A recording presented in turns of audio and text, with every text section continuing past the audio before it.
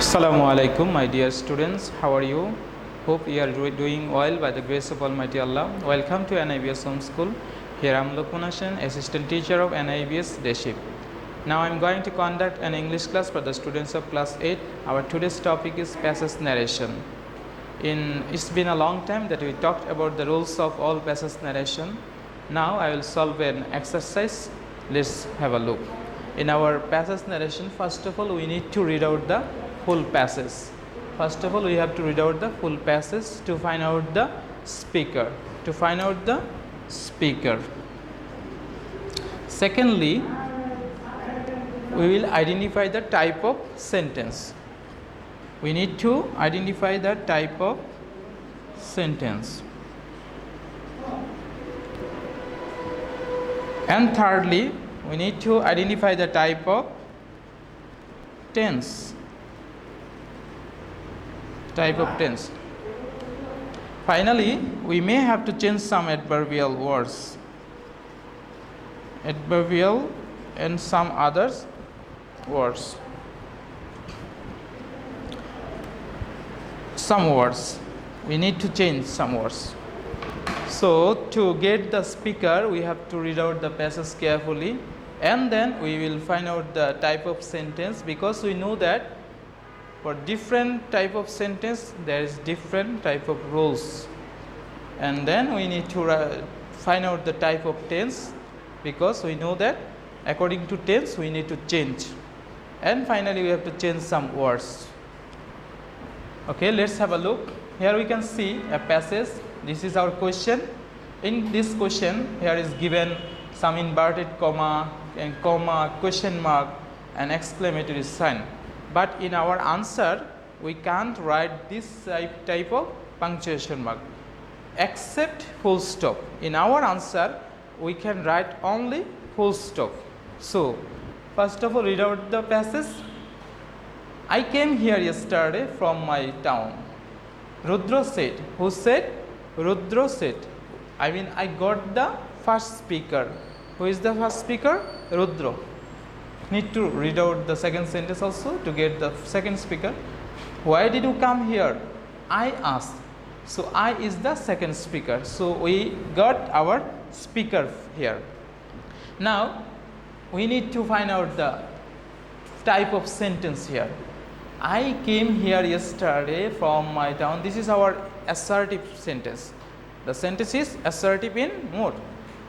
And second one is interrogative. And then the next, my mother sent me to you with this letter. This is also our assertive sentence. And oh, what a good news. This is our exclamatory sentence. And the last one is, let me read the letter, said I. And last one is our imperative sentence. So, we got the type of sentence also. Now, we have to find out the tense of the sentence. I came here yesterday. This is our past simple tense. We know that if our sentence is past simple, then it would be changed into past perfect. It would be changed into past perfect. So, now start writing. First speaker is Rudra, so start writing Rudra. I have written here Rudra, then reporting verb told. You can write also said, both are correct, said or told, but told is better. Rudra told whom? Rudra told me. Me is the objective form of I. So here two speaker, first one is Rudra, second was I myself. So Rudra is talking with me. So Rudra told me that. This is our new word. We know that if our sentence is assertive sentence, then we have to add our another sentence by writing that. If our sentence is assertive sentence, then by writing that we can omit our inverted comma. So that's why that is here. An inverted comma is omitted here. So, Rudra told me that. Now, we need to add the second sentence. He told me that he had gone there the previous day from his town. Here the sentence is past simple tense. I came here. So I have changed it into past perfect We know the structure of past perfect is subject first, then had, then verb past participle. I had written here, had is written here. So he means Rudra. He had come. This come word should be changed, came word should be changed into go. If come is given in your question and it denotes location, then it should be go. That will be changed into go. That's why it's gone here. He had gone there. Here will be changed by there. Here has been replaced into there. Next one is yesterday. These are our adverbial words and some words. So yesterday will be replaced by the previous day. So the previous day is here. The previous day from his town. His means Rudra. My will be replaced by his. Okay, next I am asking him. I asked him. I myself asked him. Listen carefully. If your question starts, if your interrogative sentence starts with writing WH question, then you must follow WH question. In your answer also you must write WH question. But whenever your interrogative sentence starts with any other auxiliary verb such as am, is, are, was, were, have, has, had, or other modal auxiliary can, could, may, might, shall, should, will, must, need, dare, then just write if. Then this auxiliary verb will be replaced by if. But whenever your interrogative sentence starts with WH question, just follow this WH question. So I have written here WH question why. I asked him why, then subject. Here is given auxiliary verb, but I have written here subject. What's the matter? The matter is clear because in our answer we can make any question. If I wrote here auxiliary verb did, then it would be our interrogative again. But we are now making all type of sentence into assertive in mode. So we can write again here any auxiliary verb. So why he had gone there? This is my question to Rudra. Then he replied. He replied that again because our sentence also assertive sentence and inverted comma has been replaced by that. He replied that his mother had sent him, again our past perfect tense because our question was in past simple tense, that's why it's past perfect tense. His mother had sent him to me with that letter. Here is given in question this letter, but here I have written here that letter. We know that this will be replaced by that. This will be replaced by that. That's why is that here with that letter. Then the next sentence is, oh, what a good news. It's our exclamatory sentence. We know that to change an exclamatory sentence, we have to write, I exclaimed with joy. We need to write, I exclaimed with. We must start writing this exclaimed with. Then if the matter is a happy news or joy, then we can write joy. If the matter is a sad, then we can write sorrow or sad. I exclaim with sorrow. But if the matter is very surprising or wonder, we can write here wonder. Here the matter is a very good news. That's why we must write here, I exclaim with joy. So I have written here, I exclaimed with joy that. Then my beloved students, look at this sentence. Can you find any subject or verb here? No, there is not given any subject or verb here. But in our answer, we must write a complete full sentence where there will be a subject and verb.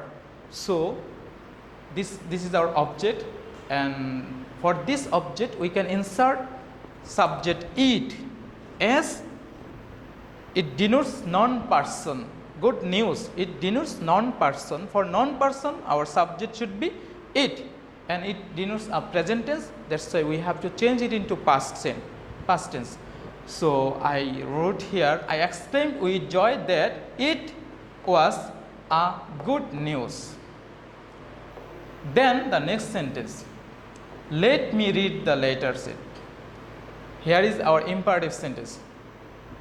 It was a good news, or you can write here it was a very good news. You can add here the word very, because whenever you will find any word in your exclamatory sentence, what a or what an, then that will be replaced by very also. But whenever your exclamatory sentence will start by writing how, that will be replaced by great. So it should be, I exclaim with joy that it was a very good news. The next and last one is, let me read the letter, is our imperative sentence. We know that an imperative sentence starts in different ways, but if it starts with writing let, then this let will be changed by might.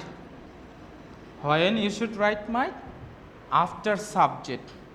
Here should be subject, and then the word might would be here. So the sentence is or you can write another way, is alternative way. I requested him. I requested him. Then write to, and by writing to, you can join the rest of the part of the sentence. If I say I requested him, then you can write to and you can join the rest of the part of sentence. But if you do not write requested, then you must write subject first, then you can write might. Okay, let's have a look. I requested him, then I have added to and I followed the rest of the part of the sentence completely. To let me read the letter. Or you can write here another way. I requested him, I told him. If you do not write requested, you can write here told.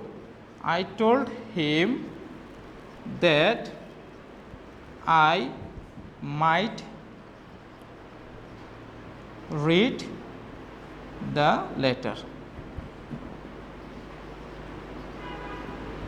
It's up to you which one you would prefer to write. I told him that I might read the letter, or another way, I requested him to let me read the letter. So this is all about our today's class. I hope you have understood our today's discussion. Now take your SW. This is another exercise for your SW. This is my SW number 11. We would like to go on an excursion. Can we have your permission, sir? Said the students. So who is the first speaker? Students. Yes, you can arrange it after the examination is over, and you should choose a historical place for that, replied the headmaster. So the conversation is between teacher, headmaster and students. Thank you, sir, is the reply from students. So this is your SW. Pick up this SW in your SW copy. Of course, you should write the SW number at the top of your SW and submit this SW coming Sunday and collect the previous also. Keep practicing a lot and abide by your parents. See you soon with next video. Allah Hafiz.